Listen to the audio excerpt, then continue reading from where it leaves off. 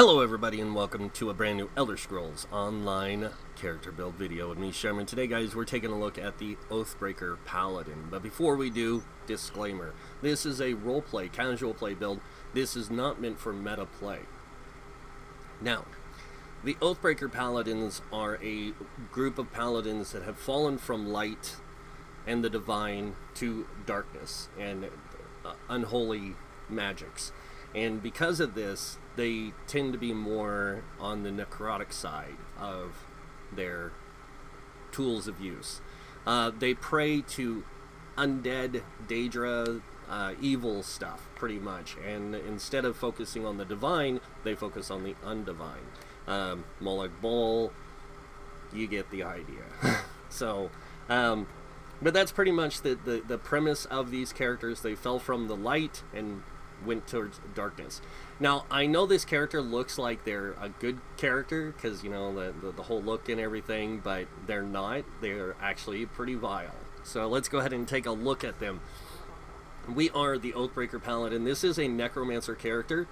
We are a Breton with this. Now, any race can play this. The reason I chose Breton was because I just wanted to try something different for a race as a tank, and just to show that it is still just as viable as any of the other races.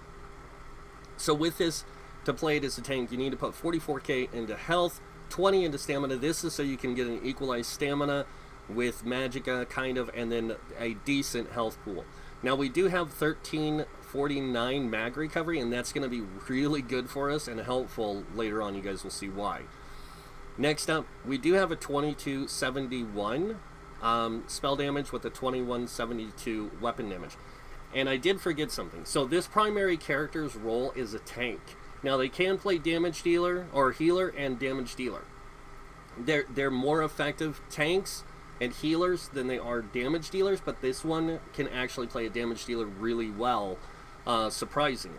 So it can play all three roles. And if you want to play as a damage dealer, you're going to take everything out of health and stamina, and you're going to split the two, kind of not equally, but you're going to put a little bit more into magicka than stamina, but you're going to go for about a 28k magicka, 25k stamina with this, in order to play it as a damage dealer. And this thing can push out some DPS. It's not insane, around 25k DPS, on a organized group setting. So it's actually pretty decent. It's not crazy, but it is decent. Now, moving on to, if you're going to play this as a healer, you're going to take everything out of both of these and put it all into magicka. This way you can play a more healer-centric character. Alright, moving on. We do have a 19% spell critical, 28% weapon critical. We do have 25k physical or spell resist with a 24k physical resist. This is all the time on the front bar. On the back bar, we do drop to 22, 21, but that's fine. Don't stress it too much. And then going on down here, we are using the Atronach Mundus Stone for when we play tank. Now, when you're playing a healer, it's also good to go with this as well. And if you're playing this as a damage dealer, I would suggest going with the Thief Mundus Stone. So this way you can take advantage of both stamina and magicka damage output. So, alright, moving on now. We do have major sorcery all the time because we are wearing the Rattle Cage set. And we do have Tri-Stat Food. This increases max health, stamina, and magicka. And this really helps us out too later on. So, with having the higher health, stamina, and magicka pools. Now, going down here to the food or the potions, we do use Tri-Stat pots when we tank. We use the spell power pots for when we're playing healer, and we use the warrior power pots for when we're playing a damage dealer, because we have that hybridized setup. We already have Rattle Cage maxed out. Well, all we have to do is equip Inner Light on both bars, and we get the higher spell critical rating, and then we can use this to boost our weapon damage and our weapon critical. So, alright, now moving on to the sets. Starting with our monster set, we are using the Lord Warden set. With this, Lord Warden is actually a really powerful set for this build. And as you can see, the one piece gives you spell and physical resist. And then the 2-piece. When you take damage, you have a 50% chance to summon a shadow orb for 10 seconds that increases your physical and spell resistance of you and your allies within 8 meters by 3,870. This effect can occur every 10 seconds. This thing's pretty much up all the time. It never comes off. So it's really nice. The next set we're using is Kvetch's Gladiator. Now this is, a lot of people have asked me, why do you use this set? It's kind of a garbage set. It's actually a really good set when you actually break it down, because the 2-piece and 3-piece weapon critical, 4-piece weapon damage, and then when your target is under 25% health, add 1,800 weapon damage to your light and heavy attacks.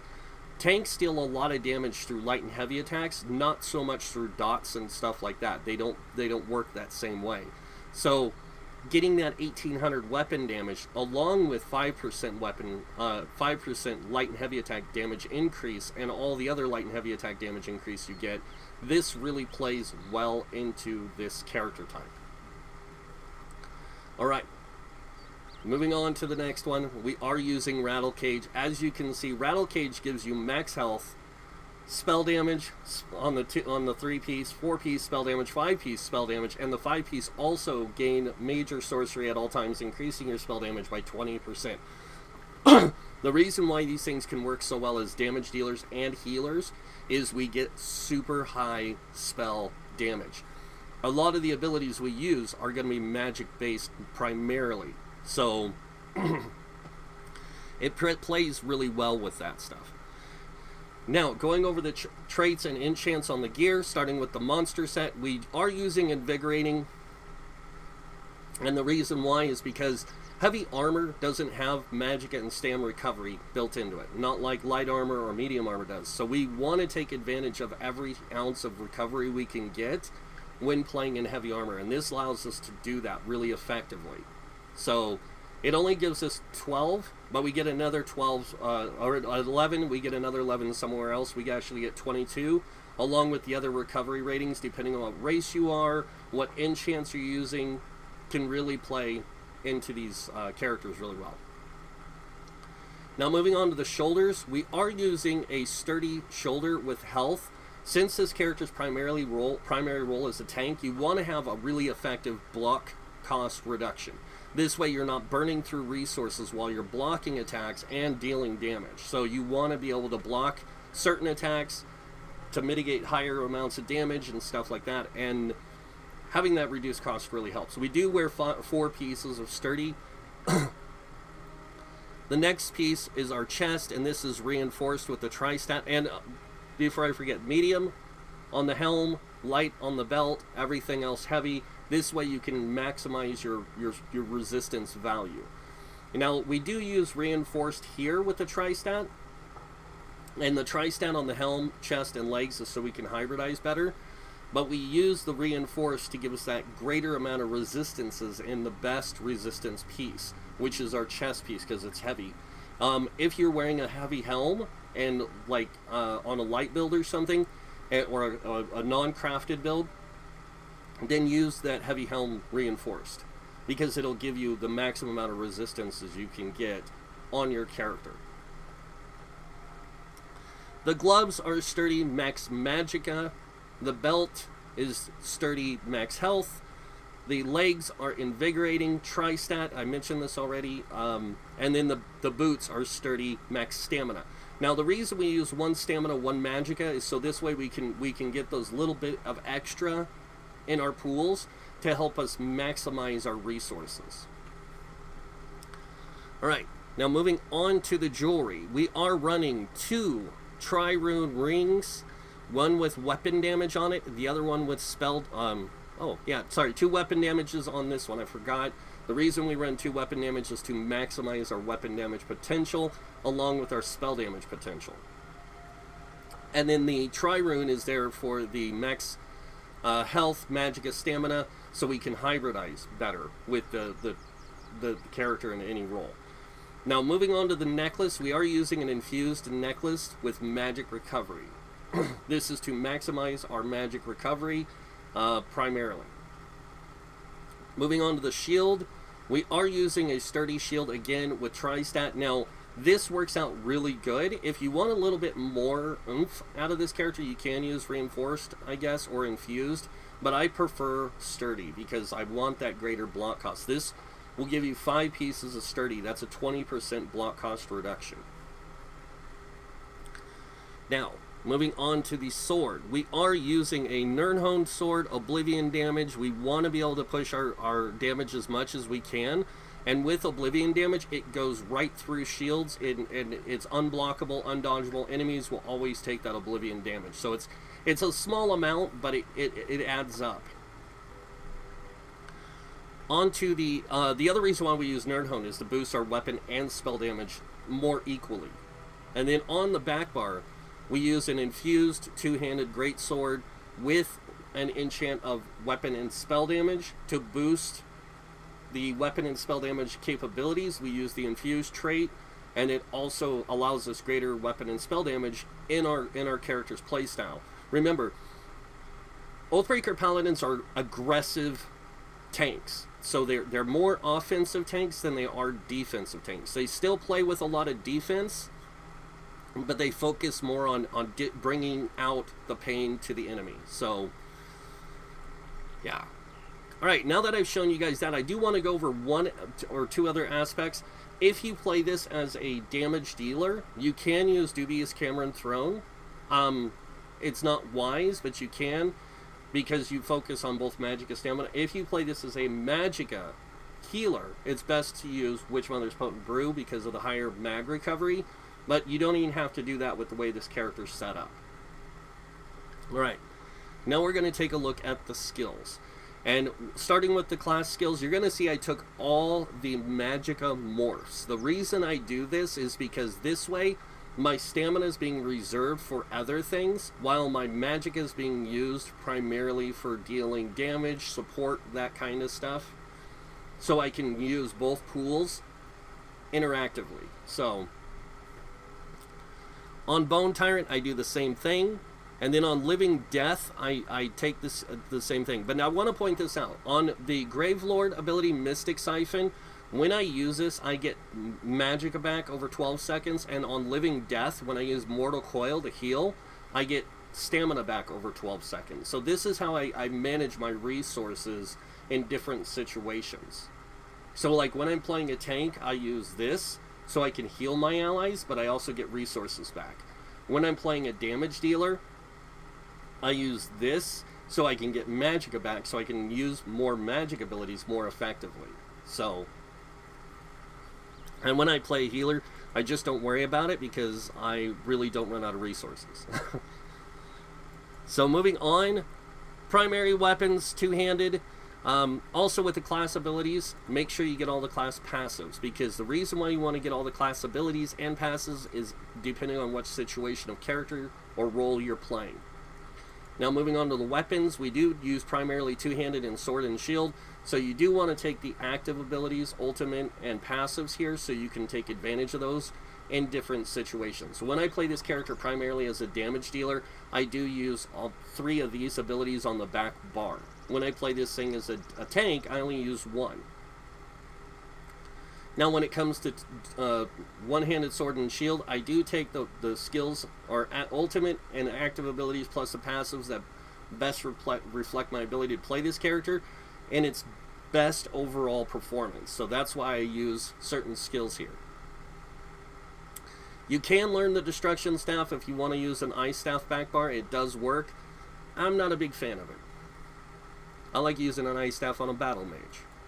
Now moving on, light armor. We do take the top three to light armor because we do use light armor, a light armor piece, and we want to take advantage of that. Same thing with the medium armor. We're going to take the top 2 and the bottom 1 to take advantage of the passives for both of those armor types.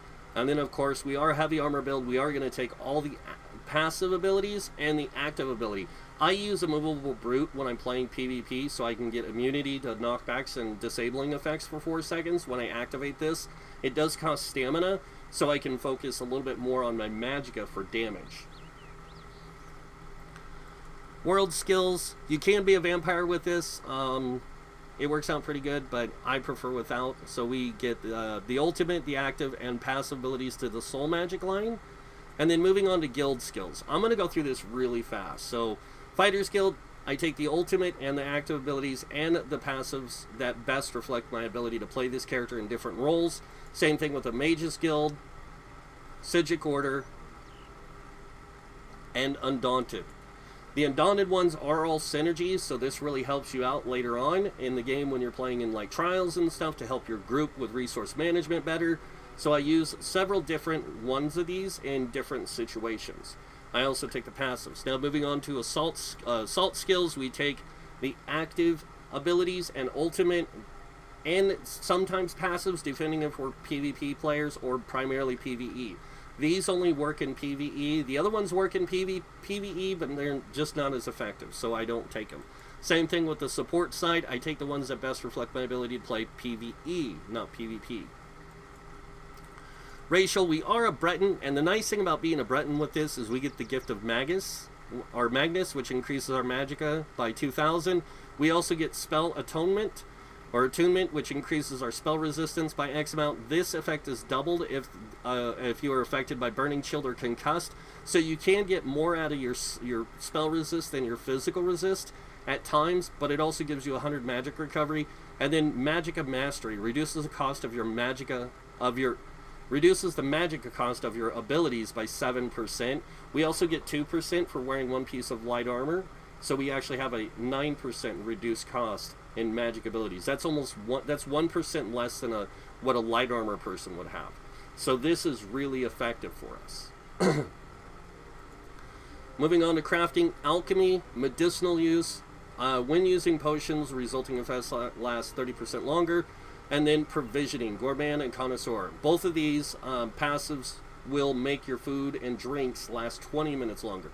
We primarily use gourmand, so you don't really need connoisseur unless you're using Witch Mother's Potent Brew, or you're using the Dubious Cameron Throne, Artane Take a Bit of Broth, those kind of things. But yeah. Now, going over the skills we have on our bars. Starting with the first ability, we have Pierce Armor. Now this does damage up front. It also is your primary taunt that you're going to be using. It taunts the enemy and keeps their attention on you for 15 seconds.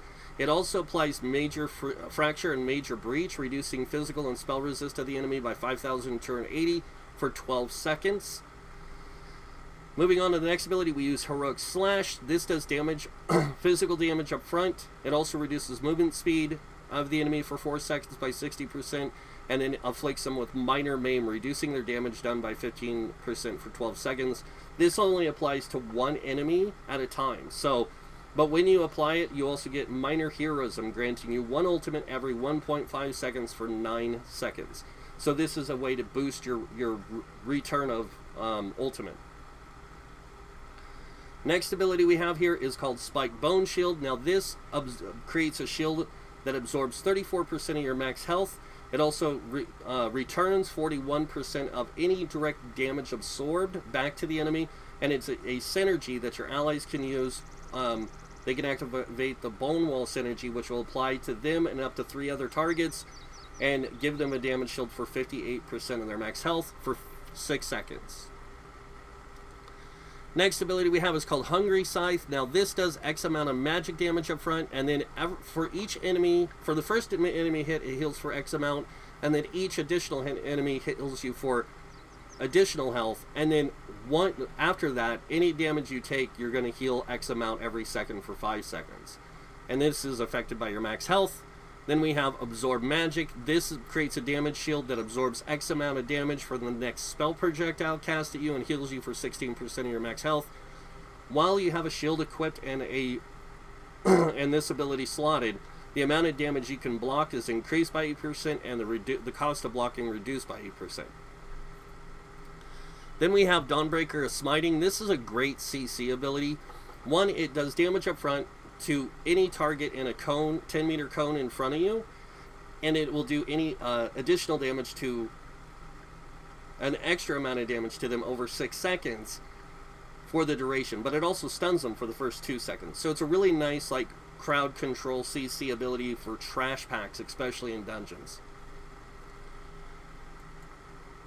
Now onto the back bar. We have Carve. Carve does X amount of damage up front and X amount of damage over time, and it also is how you're going to keep your weapon and spell damage enchant applied, because the damage it does over time is for 10 seconds. So this will actually apply your weapon damage enchant 4 times or 3 times, so it'll stay up longer. 3 times, yeah. Next ability we have is called Stalking Blast Bones. Now this one will summon a flaming skeleton from the ground. After 2.5 seconds, it'll run at the enemy and explode when it gets close to them, dealing X amount of flame damage to all enemies nearby. Every second the skeleton spins closing its targets, chasing its target, the damage of the explosion is increased by 10% up to a maximum of 50%. It also creates a corpse on death. The next ability we have is called Ghostly Embrace. Now this thing, you summon up these skeletal hands out of the ground that basically charge forward, and they create circles. Each circle that an enemy's in becomes snared by 50% of their movement speed, also gets afflicted with minor maim, and which reduces their damage done by 15%. And then each patch can immobilize one enemy for 4 seconds. So if I set this out, you'll see it does a thing of skeletal hands. Each of those circles can immobilize one enemy for 4 seconds. Next ability we have is Mortal Coil. This is our self-heal we use, along with helping our allies. But basically, our Blast Bones will siphon life from it, and it'll heal us and anyone else near it for X amount of health over 12 seconds. And then the beam that goes between you and that thing, you can also heal people with. You also restore X amount of stamina over 12 seconds while siphoning the corpse. And while slotted, your healing done is increased by 3%. Moving on to the next ability we have. It is our Beckoning Armor. Now this will basically, you wrap yourself in bones, and it grants you Major Ward and Major Resolve, increasing physical spell resist by 5,280 for 20 seconds. While active, enemies that strike you with a ranged attack will be pulled towards you once every 3 seconds. It also creates a corpse on completion. So you can actually use this with your corpse consumption thing, or Mortal Coil, to give you health back. And then moving on to the final morph. Now you can use Warhorn here as well. You can put this on the front bar and use Warhorn here. But I like Ravenous Goliath. This thing does basically turns you into a giant bone Goliath that gives you 30% or 30,000 extra health for 20 seconds and immediately restores 30 health. And then while transformed, your light attacks restore health and your fully charged heavy attacks restore health. And then you deal X amount of damage to nearby enemies every second and heal for that amount. This ability scales off your max health. It lasts for 20 seconds, so every time you deal damage with the AoE, it heals you. It's crazy powerful. Now that you guys have seen the skills of this character, we're going to go ahead and take a look at our CP, starting with the Red Tree. We have 56 Ironclad. This reduces damage taken from direct damage attacks by 20%. We have 8 into Spell Shield, which increases your spell resistance by 811. We do this because we're a Breton. If we were any other race, I would actually have 18 in here.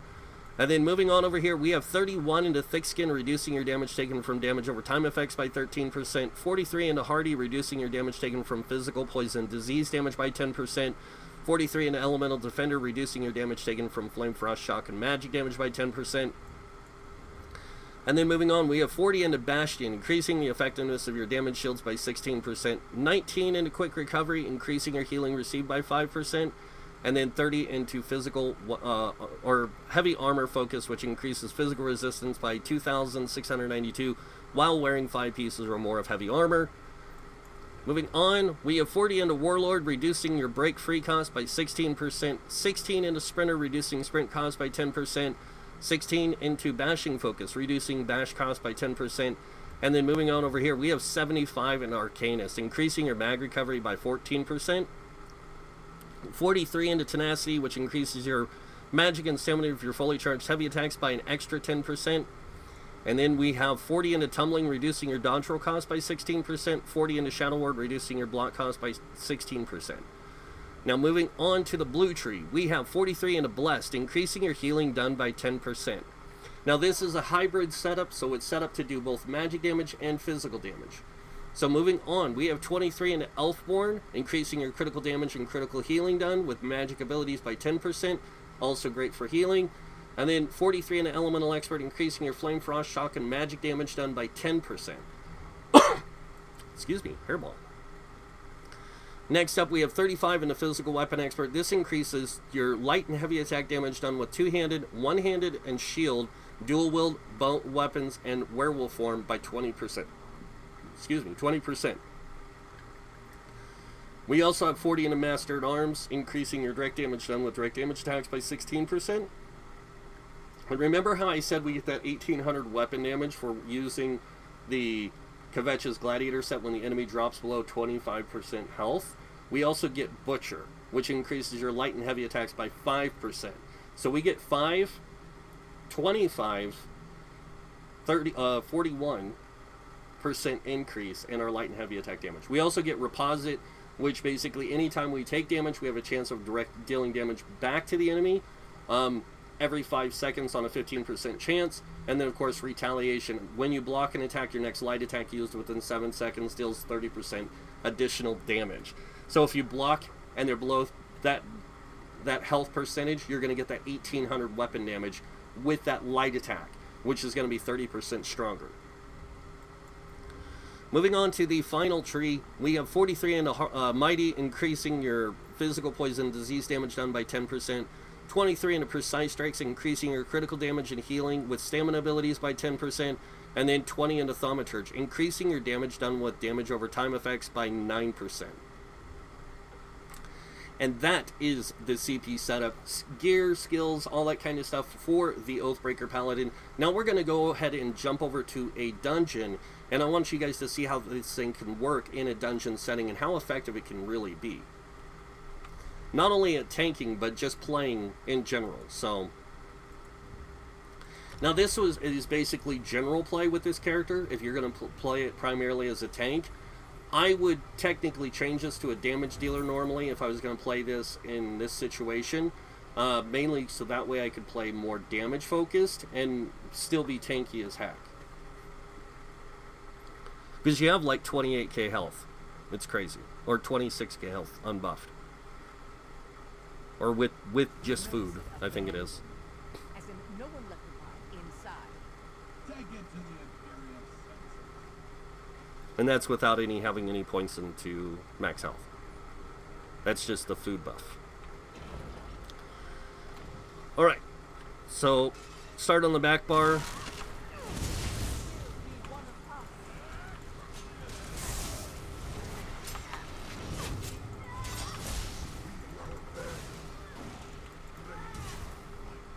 Good.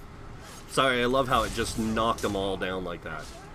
And the Lord Warden is, like I said, it's up pretty much non-stop. Like, if it falls off, it's going to pop right back up because of the fact that you're constantly taking damage.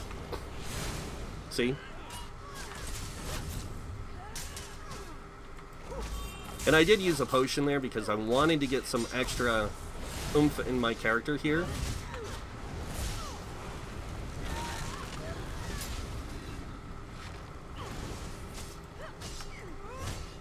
Gonna go ahead and take him out with heavy attacks. Bam!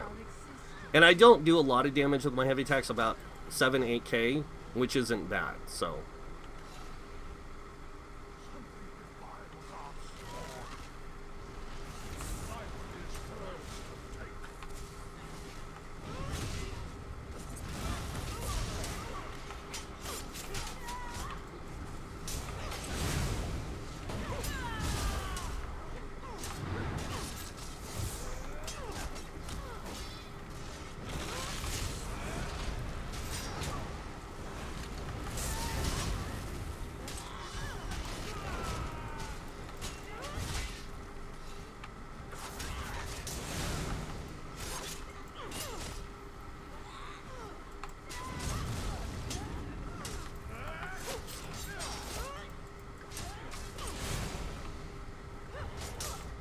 And the reason I like playing this build so much is because it is actually really good at tanking, but also it's got really good effective survivability, even without, like we have 28 and 29 without our buff. When we use our buff, we go to 3430. Really? We go to 3434. So we're just barely over the cap, which is fine. I mean, we don't worry or stress about that. A lot of people think that it's a bad thing. It's not.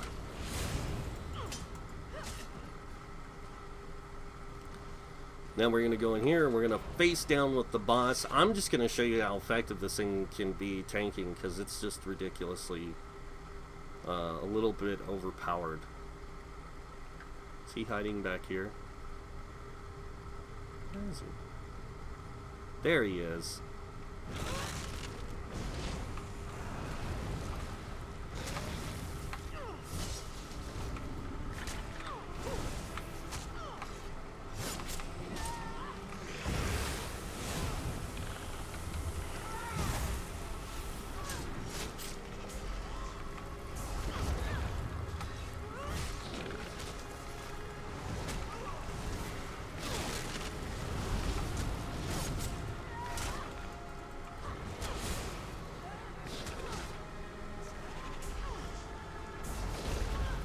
But you can see, like, I can tank this guy no problem.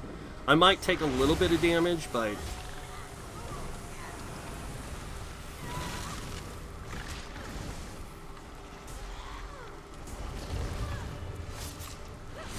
all I have to do is whip the Scythe out, and that thing just heals me back to full. So, Donbreaker. I'll show you guys what Ravenous Goliath looks like if I can get some resources back.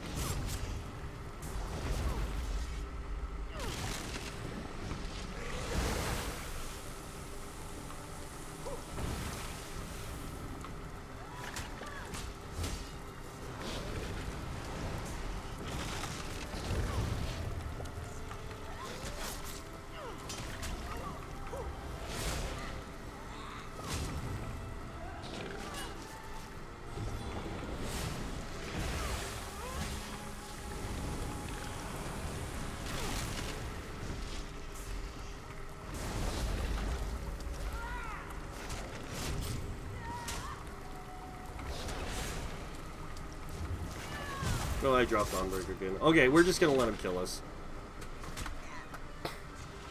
Kill me, if you can.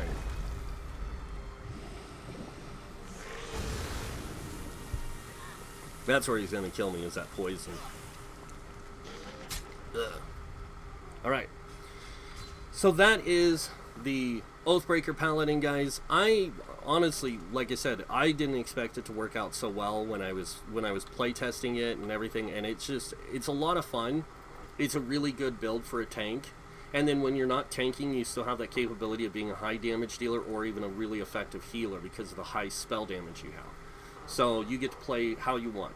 Now, like I said, any race can play this. Argonian is really good with this. Nord, Orc. And if you're playing a Nord, don't use Lord Warden. Find a different monster set that's like Thorvikins or something that doesn't give you any resistances, and you should be fine with that setup. Plus, you don't have to use like the Lady Mudstone or anything like that with it, because it's just ridiculous. But that's pretty much it for the build, guys, and that means you guys know what's coming next. If you guys like this video, go ahead and hit that like button. If you guys want to see more videos by me, you can subscribe. Other than that, I want to thank you all for watching. Until next time, have a wonderful day. And this guy might see you in game. Bye.